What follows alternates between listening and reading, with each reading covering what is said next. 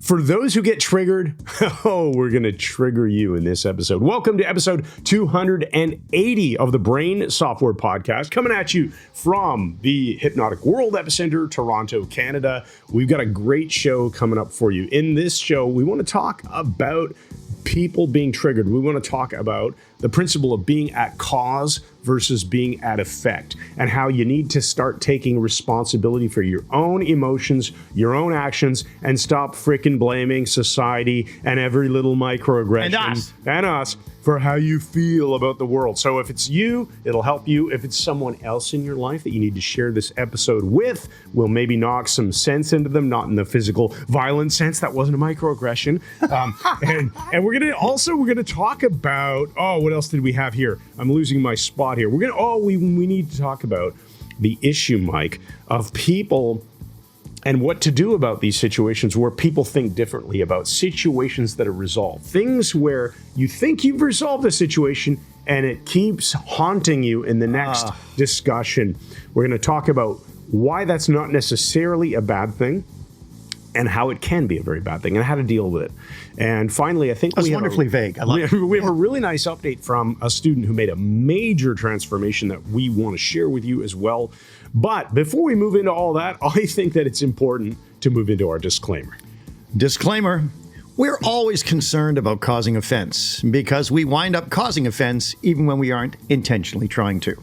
And to that end, when someone's offended, we find their feelings of offense to be deeply offensive to us.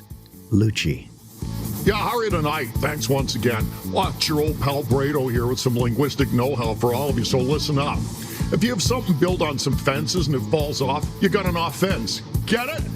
But whatever happened to all of us that we're just doing our best to not get offended at every damn thing these days? But when you live next door to Eddard and Duder, that's just not possible. So whatever happened to that old tranquility we used to love and enjoy before I got hitched to that bus driver Honey Hallmark and literally ruined my effing life?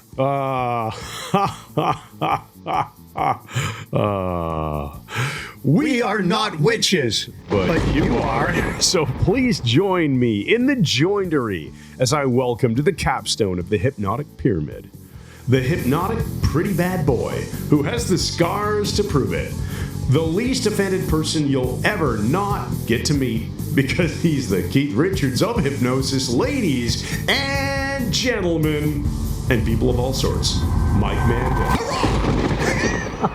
Here we go. Fantastic, buddy. I love the Keith Richards of hypnosis. See, I'm doing my Jeremy Clarkson line of a whole stack of bracelets here, and I'm just really enjoying aging in such an odd way. I want to thank you, too, for getting me into that show, which is called... What, Top Gear? Yeah, Grand Tour. Grand Tour. Yeah. Grand Tour with these three freaking hilarious guys. It's old now, but I still love it. Yeah, it's an old show, but you got me onto it. I think it's on Amazon Prime right now. It is. And you got me hooked on the British comedy. And then, of course, these guys are delivering the lines. Brilliant. You have to watch it. Brilliant. Yes, exactly. Yes. All right. Let's move into it. We're going to be talking about, let's see, when does this go live? This particular episode, I think, goes live May 16th. May 16th. Yeah, May 16th, which means that it's a couple of weeks before our Architecture of Hypnosis. Totally sold out. You can't come, but our November class is open. Does still have spots. Usually these things fill up about 2 to 3 months in advance. So if you're interested in learning hypnosis and having a really wicked fun experience, hanging around with us and a bunch of other smart people, spend a week with us, practicing hypnosis, getting good life skills, people walk away from the class changed and with awesome friends. Not only hypnotically skilled, but usually people overcome barriers in their own lives. Absolutely, buddy. So, now, have we got anybody booked for the master class in November? Yeah, for sure. Limited. Yeah. Here's why I'm mentioning it. I've approached the master class a whole new way, and started with the last one where we're not. Nobody even knows what the master class is. I'm about to explain. Yeah. When people take our training, in 5 days, we turn people into phenomenal general practitioners of hypnosis who can go on to specialize in pain management, whatever they want, but they get a thorough grounding. The master class, based on John Grinder's model, they come back, and it was originally, they redo the material at a higher level of competency, and I work with them individually as well. Now it's gone beyond that. Yeah. Started last time. You know what it is now? The masters, I work with all of them so they experience transformation, personal transformation. So they all leave not just having learned a crap load of stuff again, even though it isn't crap, but they're better. You're Everything drinking about from them a is better. fire hose, guys, the whole week. So coming back the second time sure, as a drinking master fire student, we don't even, there's no point in talking about it. No. The master class is always sold out. it's always sold out. But for the first timers, come to Toronto if you want to hang out, November, and it's on our website, MikeMandelHypnosis.com. Just click on the events link.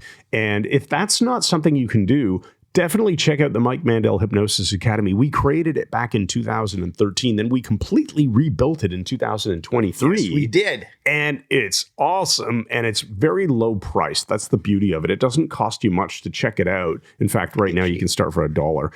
And it's an amazing way to get started with some hypnosis skills. And there's really two core audiences here. People who would identify maybe as hobbyists. They just want, they're happy with their jobs or their retirement or whatever they're doing. And they just want to start using hypnosis to help people kind of on the side for the pleasure of it. I was going to say fun, but it's not just for the fun of it. Like, oh, it's so much Helping fun. people change their It's lives is nice. amazing. It's a great feeling, but a lot of people just want to learn the skills, not to charge money doing it. But other people go, you know what? I'd like a side career. I'd like to generate new income. I'd like to actually transition into this as a full-time career.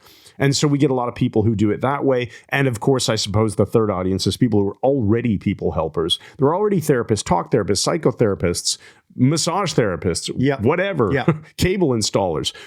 Not as common these days. And they'll take the class too. So keep it in mind. We have our online academy or we have our live Toronto. And let's just add one sentence to that, Chris, the fact that we've seen so many of our students who start with hypnosis as a side hustle. They find it fascinating and then go on, like our student Catherine in the Isle of Man, to become phenomenal full-time hypnotists and hypnotherapists. Right. And I think we're going to actually, maybe we should, no, let's do this. Let's talk about the people getting triggered and all of that stuff. Then we have an update from one of our students, Lena, who we want to read. And she wrote a nice Substack blog post on Substack, which we'll make sure the link to it is in the show notes. We'll talk about that because that I think really gets back to transformation that people experience. But I don't want this to sound like it's some big promo for our stuff. No. It's just really nice to celebrate people's wins. So let's get on with let's start with this, Mike. People are so easily triggered these days with these little that was a microaggression and you offended me. I find that highly offensive. Can we, before we even go there, talk about the principle of being at cause versus being at effect? Because and maybe tied into the Robert Dilts model of Dilts logical levels, and what at the bottom of that pyramid is environment. Environment at the bottom of the hierarchy. Environment is where you live, move, have your being, your job, the people around you. And people who are at effect, as we say, they are constantly challenged by their environment. Their environment determines their mood.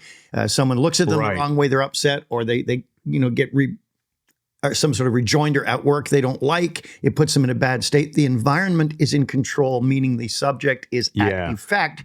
But we want people to be at cause, where people develop new behaviors and are able then to dominate their environment and have a great freaking life, which is what we do. Exactly. That's a major, major discovery that hit me really hard. I remember back when we were filming, I've probably said this on the podcast before, but when we started filming the MMHA lessons, the Mike Mandel Hypnosis Academy, and you spur of the moment just said, I want to do one on Dilts logical levels. And you explained this. It's like, oh my goodness, this makes so much sense. Silencing my phone. I thought it was already, that's so weird. My phone was silenced. I'll just throw it to the other side of the room. So it's out of the way. Comes up.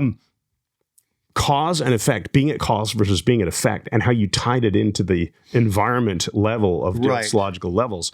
This was so profound, and I've never forgotten it. And I've seen time and time again when people are blaming what's going on in the world around them. And here was the easy way to remember. I used to get mixed up to which was being at cause and which was being at effect. Well, just think of yourself as being at the end of the, like, if the cause is the stick and the effect is the pain, you're at effect when the stick is causing you the pain. The thing that you're not at is the other one. I'm really explaining this badly. I'm lost. I understood it thoroughly. Horrible explanation here. If you're at cause, you are causing things. If you are at effect, you are being affected by other things that are the causes. Let me give you a metaphor. This is brand new, and I think you're going to like it. Serious. I'm not kicking around. Oh, I know. Being at cause means you are the author of your own story. Yeah. Being at effect means someone else is writing your story for you. Right. That is a great way to think about it. Have you heard of the principle of Sonder, Sonder? No. It's a really interesting one. It's the recognition that every person you see is the main actor in their own story, and you are just a bit player or an extra passing through their life for a moment. Oh, interesting. Whether you're sitting in a Starbucks or you look out a window as they pass. But I want to be at cause all the time, and I mostly am, and he is too, although not quite as much as me. But we want to write our own stories. Like, life is freaking short. Make sure you're writing a story you like. And being at cause means you're not going to be affected by all these things happening to such an emotional degree. Right. So the other main principle here, we'll bring this up before we talk about some of the things that we just see in the world. Crazy world where people are freaking, I almost swore, constantly at effect. Oh, he said this, I'm offended. It's almost Homer Simpson. Yeah, it's horrible. Very Homerish. Very horrible. The principle of autonomy, right? That we need to be autonomous. Autonomy really means that we're responsible for ourselves. We're in control of ourselves. That's maybe a better way to think And we're in about control of our own states. Right. We are in control of our own states. We're in control of our own emotions. We're in control of our own behaviors. And we take responsibility for them rather than blaming somebody freaking else all the time. That's it. Right. It's easy to blame. So that's a great one. And nice. The principle of autonomy is really nicely summarized in Michael Pantalon's wonderful book, Instant Influence. Brilliant book. The best way you can influence people is by handing them the keys to their own self, their own autonomy, right? Putting people in charge of their own decisions rather than being the one to convince them of something. It just is so much more powerful. Anyway, it's a bit of a side topic, but let's start with maybe talking about these days, the idea of people saying, oh, that was a microaggression. I don't even know how anybody defines what a microaggression is. The hell is a Because microaggression? it is so, if it's micro, then obviously you don't need to worry about it. I mean, an aggression, if some guy tries to punch me in the face, I'll put his head through a freaking wall. But a microaggression, Like this kind of thing, right? When like a drop of rain. somebody goes like that. That's a microaggression. You rolled your eyes. Yeah. Oh, you roll. Ooh. So first of all, anything that you or maybe somebody who you care about in your life, hopefully you're watching this going, yeah, that's not me. I'm autonomy boy or girl or whatever you want to call yourself. You're autonomy person. But somebody else maybe in your life is, oh, that's a microaggression, so. That's a very odd voice. I really. Don't do that voice again. It's Seriously, don't ever do it yeah, again. don't It's do horrible. It. I don't even know what it was. Is that a microaggression towards you? Yes, it was a all right, there you go. Are you microaggression. triggered? All right. If you do it again. I am. What do we say? I loved this. Years ago, you said this. What happens when somebody's offended, Mike? What do you mean what happens? What happens? Nothing happens. Nothing. That's it. Exactly. That was the line. You said to me something like, you know what happens when someone's offended? Nothing happens. Nothing actually happens. Yeah. And I just remembered that. And it was so obvious, like, oh. This takes in so many things. People aren't allowed to joke about certain things. Yeah. We're really endangering freedom of speech and freedom of expression. If there are things you're not allowed to talk about, then the whole idea of a spirited debate disappears. If you have to always yield to somebody else's emotions. But, it's a great line that facts don't care about your feelings. That's true. They really don't. And we're not being mean. You see, now I'm more trying to avoid aggressions here. Yeah. Facts don't care about your feelings. That doesn't mean you need to go around being a dick to people. No, of course you not. can, in fact, actually, where's the book? I put it somewhere. We were just talking about on a Zoom video the other day. Yeah. The Edward de Bono's 6 action shoes. Brilliant. And the 6 action shoes, just super quick nutshell edition here, is that instead of the 6 thinking hats and the colors of the hats that you apply when you're thinking creatively or thinking about growth or thinking about emotions and thinking about problems that might arise, like the black hat and the white hat and the blue hat and the green hat, yellow hat and red hat. I think those are all the hats. The action shoes are about different ways of acting. And one of the shoes is called the pink slipper because it takes care, right? It's a bit more perceived as a feminine and taking some caution, so when you need to deliver just the facts, ma'am, Bad information, news, maybe. Right? You can soften it. You can still do it with some empathy and you don't have to be kindness. Don't an be a dick. a-hole. Right. Or a dick. Right. You don't have to be, that's our favorite word. You don't have to be a dick to people about it. But you still shouldn't put yourself in a position where, oh, you can't talk about the facts because they'll upset someone, right?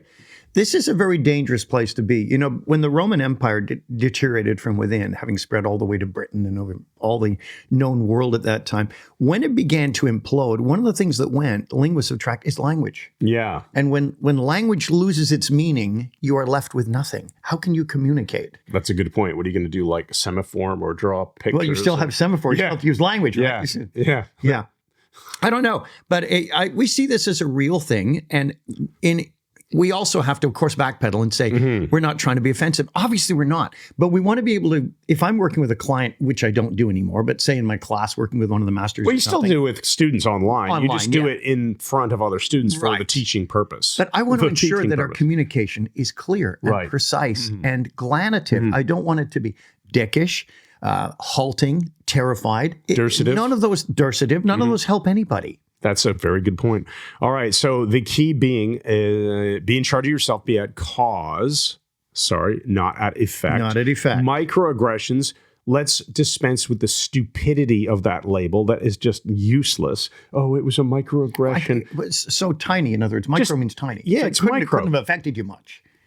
You're in charge of your own behavior. If you see a so-called microaggression, maybe instead of going, oh, you rolled your eyes at me, that's disrespectful, I am offended. Maybe I had something in my eye at Maybe, the moment. or maybe simply ask, say, hey, is there anything else you want to talk about with respect to this? I'm open to conversation, and I could be wrong, but I'm getting a sense that maybe you don't agree with me fully.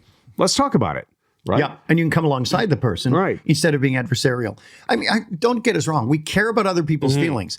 That's why this is important, because people are being stopped all over because they're afraid to say things. And I think Right. that's a very dangerous place to be. It's a lot better, in my opinion, to take the treat it like you say. It's just data. It's just information. Yep. That person rolled their eyes at that situation, or we think it was a rolling of the eyes. For all we know, yeah, maybe they had something stuck in their eye.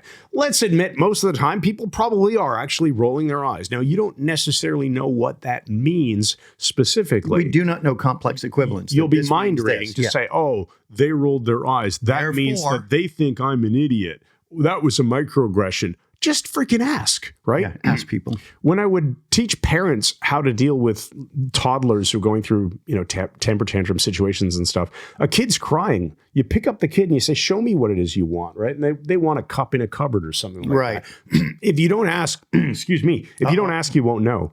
The best way to get better information is to ask, better not to assume and be all offended. Anyway, anything else you want to say on really this? offended by this, Chris. Yeah. You know, another thing, a part of this that's key is, remember, my friends, and I do mean friends, we're not dicks. We don't want to piss people off. I don't know if we can Usually. say off. Sure. But remember, your emotions are not the universe. They're your emotions. These are electrochemical storms inside your head. They do not have corporeal existence. They don't have solidity. And the problem is, I went out with, when I was younger, a lot of Enneagram 4s who are amazing because they're the most feminine of all the Enneagram types. But they're also the ones who put no boundaries between their emotions and the external world. And I found that tormentuous. Excellent. Yeah, I Excellent. couldn't do it again. That sounds fun. Yeah, thanks. So yeah, you are not your emotions. Can I say one more final point? Yeah. Take personal. I want to talk about making sure. We work. Do on it. saying, Go ahead. Make sure you take personal responsibility for your actions and your own emotions, and stop blaming other people for how you feel. Right. And on the heels of that, the final bullet point here is, this is one I really think is crucial. Never mistake ignorance for malice. Sometimes someone doesn't know that they're upsetting you. Right. But to read it as they're being aggressive and nasty and unkind to you is to put an interpretation on it that may not exist in the real world at all. And I feel better. I know anyone watching, listening is probably thinking, yeah, but there are times where it's pretty freaking obvious that someone is being a dick. Yeah. Okay. Well, I think I can notice Guess that. what? Yeah. That's called a them problem. Right? If I was looking at that other person, I would say, this is like a you problem. Yeah. Right? Yeah. It's not my problem if someone else wants to be a dick. No. And a lot of people do. I mean, they seem to really You know what I want won't say is, what won't you say? I could care less. Don't say Remember that. Yeah. It's I couldn't care less. less. Oh, Remember that. Language matters, people. So I think that's great. Did we talk about this topic enough here yet? I think maybe too much. All right, let's shift You're getting to microaggression. Let's shift gears You're here. watching. I'm not wearing it. I broke the strap. You have too many bracelets Yeah, on. too many Jeremy Clarkson bracelets. Yeah. All right. Let me know when it's safe to move safe. on. Go ahead. Safe to move on? Safe. You're trying to prevent me from moving on. That's a Shut up. Okay, want to talk about the blog post that was written by, I love this. She's going as Lightsome Lena, a woman named Lena. She's one of our storm riders, which is what we call our hypnosis students. One of our students. And we'll probably just read this whole thing. It won't take more than a few minutes. You read it. I'll listen to it again because it is quite wonderful. It's important because she wrote the subject line here, the topic headline, From Stuck to Unstoppable. And I'll make sure that the link to her Substack is in here. It's lightsomehearts.substack.com. Lena went through quite a transformation. And so I'm just going to read this, and we're going to sort of interrupt me as needed. I can't stop. We'll have a little interlude conversations about it. Okay. So she said, I am Lightsome Lena, but just 2 years ago, I was a lonely, depressed person in constant physical and emotional pain with no sense of purpose. I had not smiled in years, and I did not even remember how. Do you want to know how I changed my situation so dramatically? Follow my journey.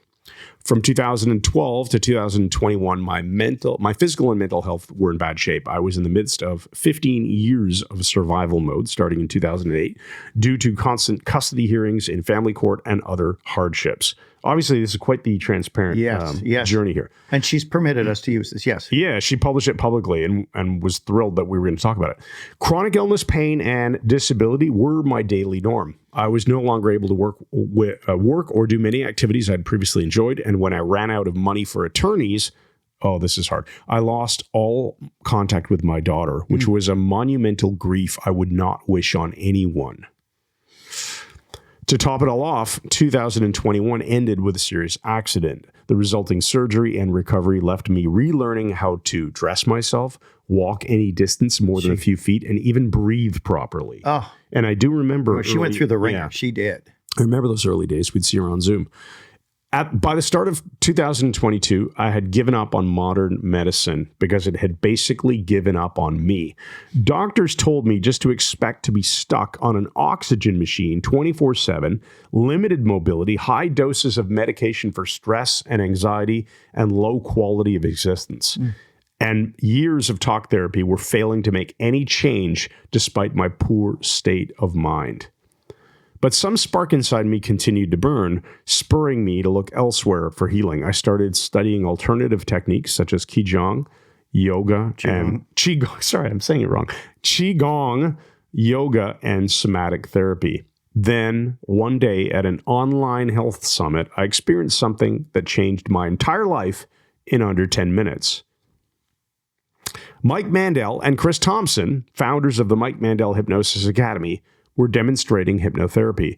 Back then, I didn't know anything about hypnosis. I was absolutely amazed to witness someone's state of being shift immediately. If that shift if that much change could occur that quickly, what else could be possible for them, for me, for anyone? I had to learn more. Thus began my journey with MMHA. I signed up for a 2-week trial, never dreaming that I was setting a course that would last for many years and change my whole life for the better. By the end of 2022, after intense and dedicated studying and practice, because you have to practice this stuff, right? You can't just watch the videos, I was fully certified in both hypnosis and NLP.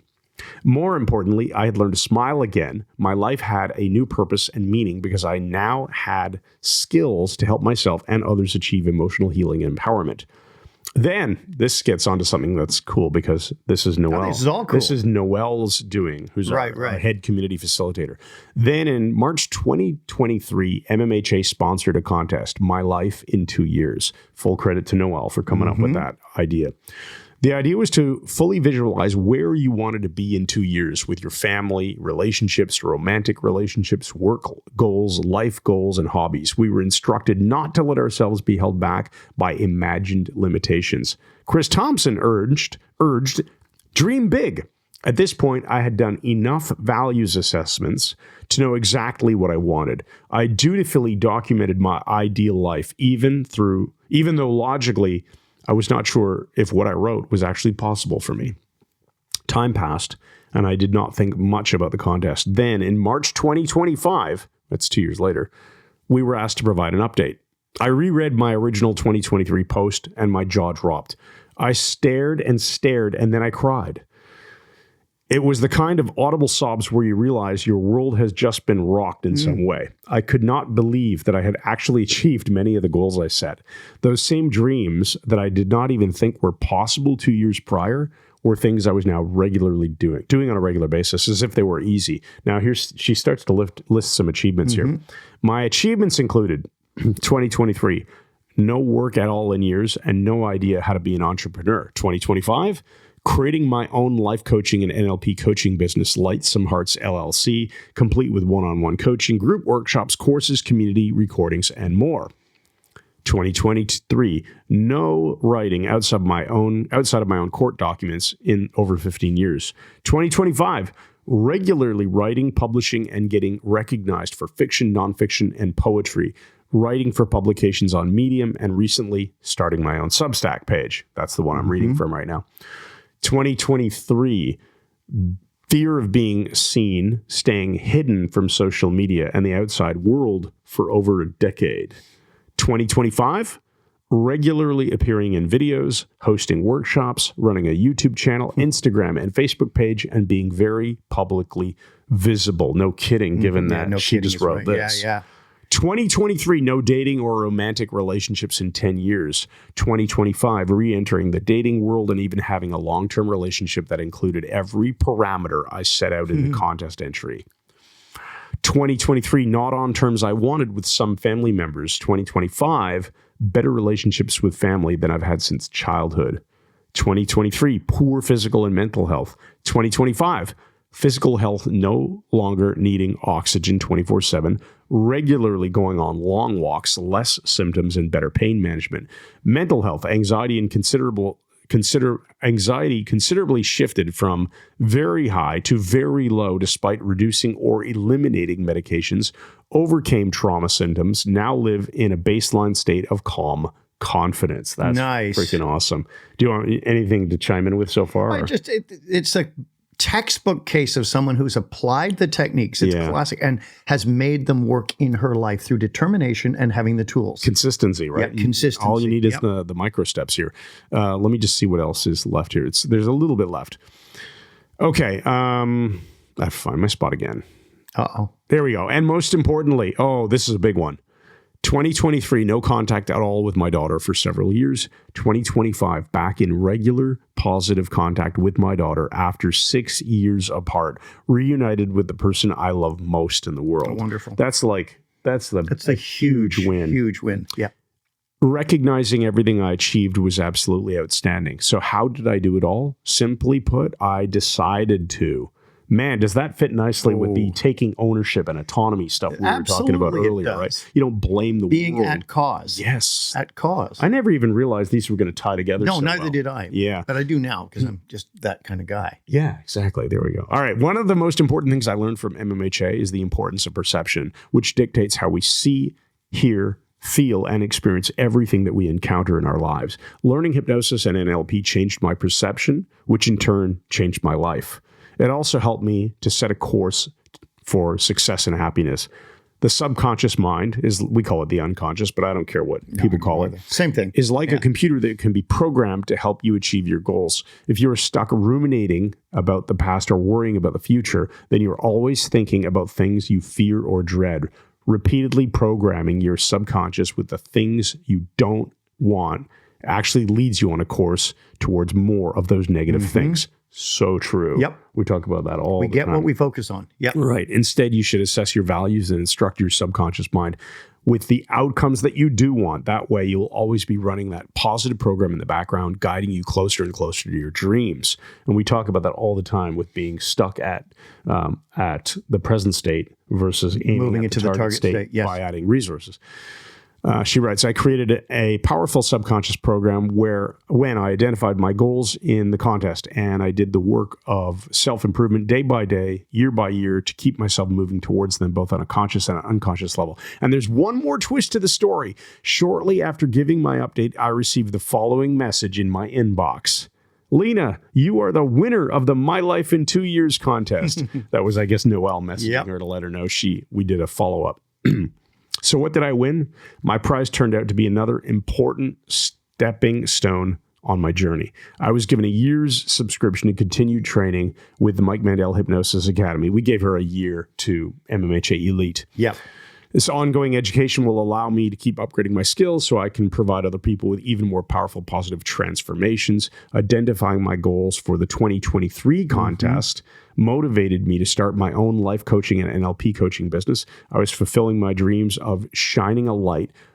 I was fulfilling my dreams for shining a light for those who are struggling through the darkness. Like I once was. I made the change from years on Social Security disability with no work to learning everything it takes to start to run a single member LLC. Amazing. Amazing. Limited liability corporation for those not in the United States. It gives me great joy that I have helped many people positively improve their lives and received many glowing testimonials. On April 3rd, my company turned 2 years old. I've gone from being the hopeless person who nobody could help to the lightsome person who finds passion and purpose in helping others. And in 2 more years, who knows what I will have accomplished.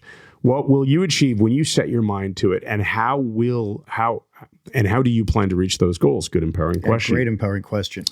How much could a simple change in perception and positive subconscious navigation program change your life right now?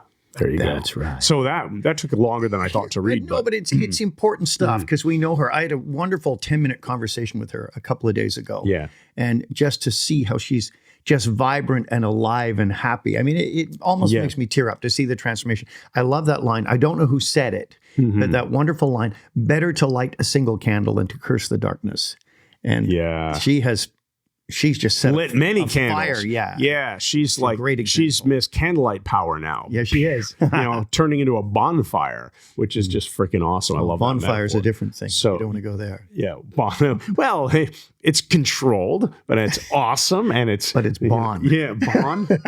I don't know. What does that even mean? Bon Scott? AC/DC? I don't know. Bonfire. I don't even know what is a bonfire versus just a fire? That's one I think it's outside. And I think of it as like pyramid shape, Oh, do you? Yeah. I see it as huge. Stacking all these danger of big pieces. Forests and things. Yeah. Oh, there we go. Anyway, she's doing a great job. And I think that's what you said, though, or what we talked about partway through reading this is she put herself at freaking cause. Yes. Right? Absolutely. She didn't the earlier Lena was, well, the doctors are saying such and such. I had this accident. I'm depressed. I'm on this medication. I can't. All stuck state stuck, stuff. Yeah. Right? And in fact, if I look back at the title, I'm pretty sure it started with From Stuck to Unstoppable. Now, what seems more powerful to you? Well, they're both powerful, but one in the wrong sort of way. Stuck is powerful, right? Quicksand. Unstoppable is also powerful, and that's the one that I would want. That's the one I when you say stuck, what comes to mind with me with the metaphor isn't even quicksand. It's like a sheet of fly paper. Yeah, I was just thinking that too. That mouse paper or fly paper where they're just stuck and they fight for a while and then they quickly give up. Yeah, and especially when you fold the thing in half and hit it with a hammer. Oh, there you go. Okay, that's a microaggression. Shut up. Yeah, that was awesome. You're offending me. Okay, so hopefully I want to hear. First of all, we're going to put a link to Lena's post, her Substack. Let me see if there's any way to comment on this.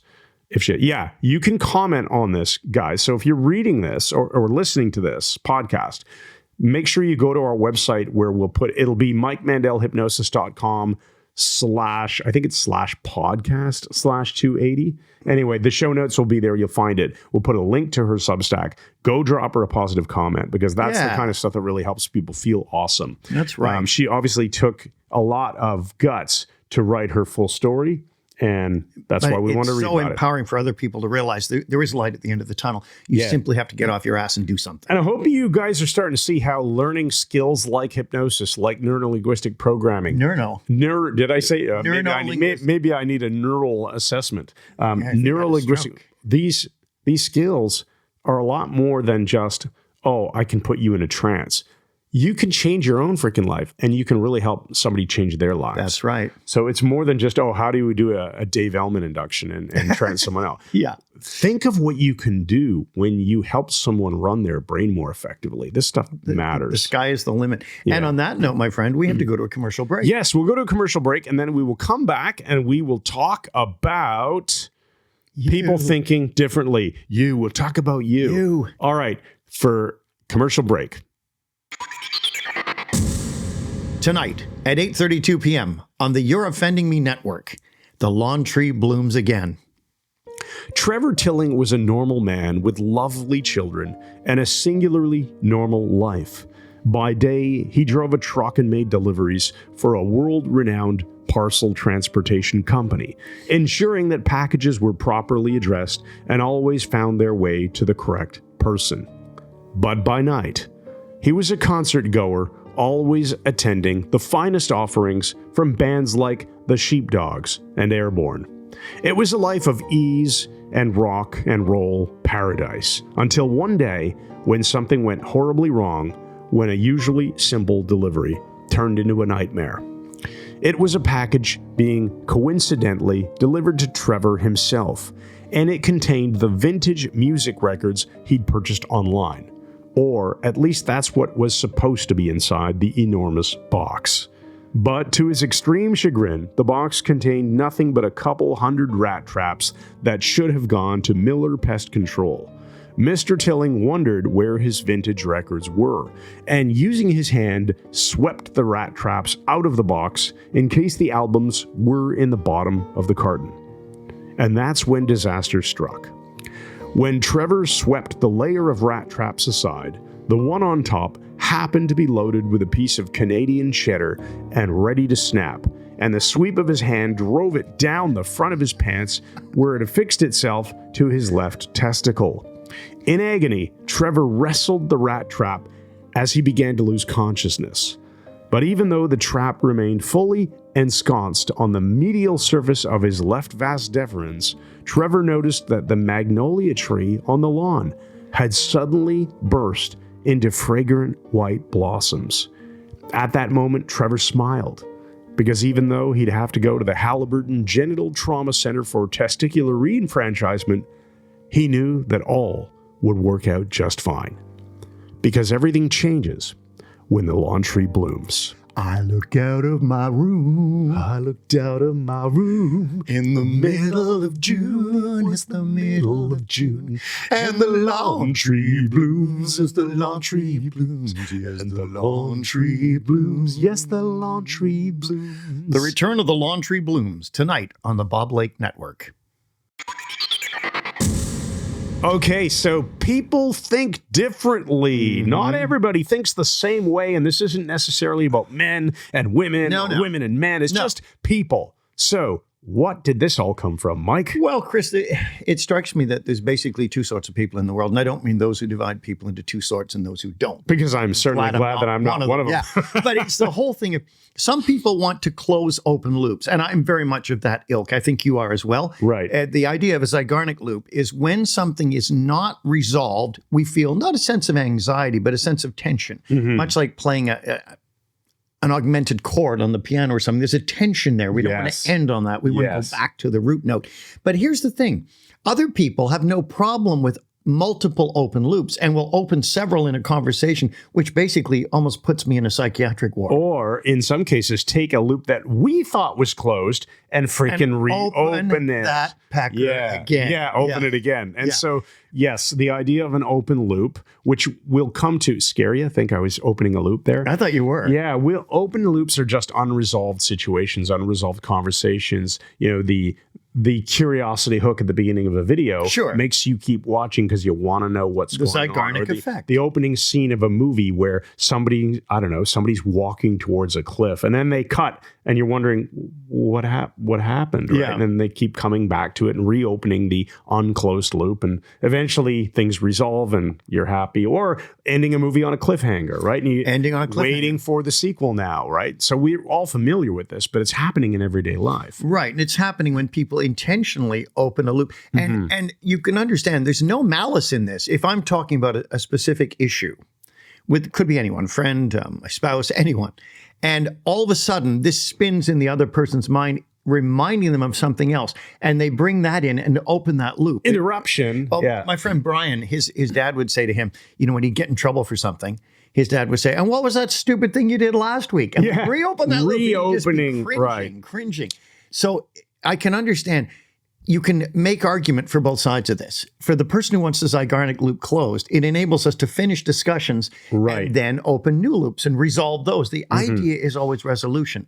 But I cannot just paint this broad stroke that everybody who opens other loops is making a mistake, because sometimes they'll bring in things for consideration where we can see large patterns between these loops that we might not have noticed otherwise. Right, and there may be some information that can get shared from a prior situation to the current situation. And the way we were talking about this, Mike, was that let's say in your mind a situation is long resolved, and then a debate comes up, and it could be a friend, it could be a spouse, could be anything. Our spouse, like you have multiple or something. Right. Your spouse, my spouse, whatever, going, well, when you did this, it pissed me off, and it's just going to happen all over again. And maybe that's a situation that was long resolved in our minds. Right, like zombie arguments. So we have to ask ourselves, is there anything that we need to take from that prior situation that we can learn in this situation, rather than just reopening the wound, reopening the situation to rehash a long closed argument? Now let's pause there on intention.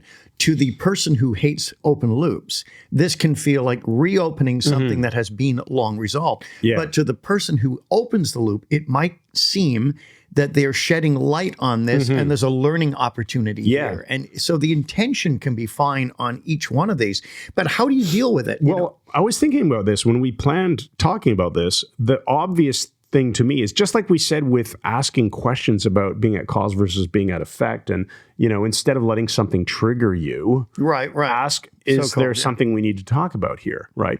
And so if somebody brings up an old situation, sort of cutting open an old wound, if you don't like the open loop metaphor, an old wound, that's a good one for you. Like yeah. But that's what it can feel like, right? Is, we resolved this. You can simply ask, hey, I noticed that you're bringing up X. I thought we'd already resolved that, but is there something else you need to mention about it that maybe would apply to the situation? Find some way of asking the question in a non-accusatory way. Non-accusatory, non-confrontational way. And Chris, I'm particularly vulnerable to being pissed off by this. When someone is angry and passionate about the discussion, and they begin opening tons of loops. And I just get overwhelmed, as you know, by each one of these becomes a huge thing. So what I find useful is going into second position in NLP terms, which is going into empathy position, endeavoring to feel it from their perception, what it is like, or going into third position, the fair witness, dissociated, Robert fly Heinlein, on the wall observer. Strange Land. Yes, the observer. So you can look at it from the outside dispassionately and see that there may be some point to what they're saying. And if we approach it with that, what learnings can I get from this, instead of how does this trigger me and piss me off? Right. It can be very, very useful to explore those. Now, again, the multiple open loops and this, and you said that. What about next time? Whoa. What I find helpful is to have a sheet of paper, a pad, and a pen, and diagram down a couple of notes. Make the points so they can be resolved one at a time, rather than saying, don't bring up all this stuff. Say, let me just track these to make sure that we get through all of them. When you acknowledge it too. Oh, you restate it in their words, right? Not making it up, I'm really pissed off. It sounds like you are mildly offended at. No, I said I'm pissed off. Okay, you're pissed off about this. Can we talk about that right after we finish talking about this? Whatever, works for me. Making sure you're acknowledging that they have something they want to talk about and close the loop on. And you're telling them, hey, I'm writing this down so I don't lose track of it because it's important to me that we get this resolved. Right. Is that cool with you? Yep. Okay. Now let's bring in British North America Act. One of the things that's crucial here is some people do not have an obvious exit strategy. An exit strategy tells us a conversation is over or whatever we're doing is over. So if you're cooking dinner, when dinner is cooked, you sit down and eat it. You don't keep cooking it. Go, So that was a funny sound. Start putting it in Tupperware. I was brand new. Anyway, we need a name for that. But the whole thing, the British North America Act, Chris knows, I heard a guy on the radio years ago, and he tried to apply the British North America Act, some talk program, and the guy said, no, it doesn't apply because this, and that. I thought the British North America, and the guy said, no, it doesn't apply at all because of this. Because when I was there, and he just kept saying it. And the radio, the radio host had no strategy to just move on. Yeah, here's how you do it. So- Hang up. Yeah. Hello, can't Right. hear you. Bye. Yeah. Thanks for gotta your have call. I'm glad that we both acknowledge that the British North America Act doesn't apply in this situation. And Good we're night. now moving on to. Yeah, Right. yeah. But no, this is interesting. So how do you use this in a conversation? If there's no exit strategy, you ask this question: what would you like to hear from me to know that I understand so we can move forward? Find out what their criteria are. Well, I need to know that you feel bad about it. You went, okay, you're absolutely right. And that's a good point. I do feel very bad about this and I would like to move forward. Is that okay? Yes. But you can't do it in a mocking way. You have to do it in an empathetic way. I just did this recently with one of my children. There was a argument going on. And I just asked, is there anything else that you need to say about this before we move on? Just invite it. Yeah. And it's funny because I've done this a few times and people get it quickly. They'll repeat the same complaint. So you acknowledge it. Right. You're annoyed about this situation and you don't want that to happen again. Is there anything else you need to say about it before we move on? You just ask again. Yeah. Yeah. Eventually they Drain. They're heard. Okay, great. Yeah. People need to feel heard. Right? Yep. Loop closed. But learn from it and don't just make the same mistake over and over. Yeah, like Jack the frickin' mistake maker. Right, because it's, people are going to get upset, rightly so, if you don't learn from the information you're given, right? I mean, if you go to math class and the teacher teaches you something and you keep screwing it up and he keeps reteaching it to you and you keep getting the wrong answer, don't expect to get a high grade on your test. You don't have an exit strategy for this discussion. There we go. We're going to move on. Well, we got to get to our empowering question, Chris. Yeah, we had one more thing that we just want to throw in here, though. You made me put this in the notes. It's the 5-second rule. Yes. Yeah. So you want to talk about that real quick? Well, yeah. When again, we've said this before, but it's so useful. I want to stand on this button a bit here because when you're in a discussion with someone and it starts to go off the rails and they're opening all different loops, there's a tendency to want to jump. No, we're not talking. We said that already. What? And the volume starts going up. You're talking over each other. Instead, pause. Mentally count to 5, count slowly. I like the Kodak 1, Kodak 2, in your head, not out loud, and don't be going like this at them where they'll think you're in your dick mind. or that you have issues of some kind. So instead, just count in your mind before you answer. This will keep the adrenaline out of the discussion. It will help you evaluate instead of just jumping in and saying what you want to say. Yeah, and you know what you can do if you don't want to seem like you're just some robot sitting there waiting. Like Jack the robot. Timothy sitter. September does this really well. When he's just like a robot. You can tell he's processing. I used to always talk when he would process, and I eventually learned, he's processing. He wants to take that 5 seconds to think, or maybe longer. But you just go. That's it. You look like you're processing. You don't look like you're ignoring the person. Yeah, and you're not like... Right. And it gives things a chance to calm down, right? So I think that's useful. That's probably a great place to end. I'm glad you brought that in. Bring in the empowering question. There's no metaphor today. Do you want to read it this time? Yeah, I'd like to read the empowering questions. Here is your empowering question for episode 280. How the hell did we get to 280 of these? I don't know. Ask yourself, how will I change my behavior and even my beliefs in a useful way when something I hear makes me feel bad? And what steps will I take to sidestep hurt feelings and communicate more effectively starting today? Awesome. Thanks, everybody, for listening. This has been episode 280 of the Brain Software Podcast. Couple of things to remind you of. Go to MikeMandelHypnosis.com. Right on our homepage, you should find easy access. Wow. Really comes out. You should find on our homepage really clear access to our Journey to the Castle free hypnosis download, which, oh man, ever since we were on the Low Carb MD podcast with Tro and Brian. Oh, the doctors, people have been emailing and loving this track. Oh, good. So get your copy of Journey to the Castle. It's on our homepage, but you can also just get there from MikeMandelHypnosis.com/castle. If you're looking for training for yourself, not necessarily to be a hypnotist, go to MikeMandelHypnosis.com/BSS, which is Brain Software Syndicate, BS with an extra S.